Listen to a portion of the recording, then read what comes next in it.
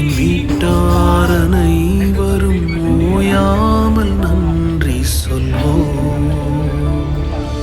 நானும் என் வீடும் என் வீட்டார் அனைவரும் ஓயாமல் நன்றி சொல்வோம். ஒரு கரு போல காத்தீரே நன்றி, என்னை சிதையாமல் சுமந்தீரே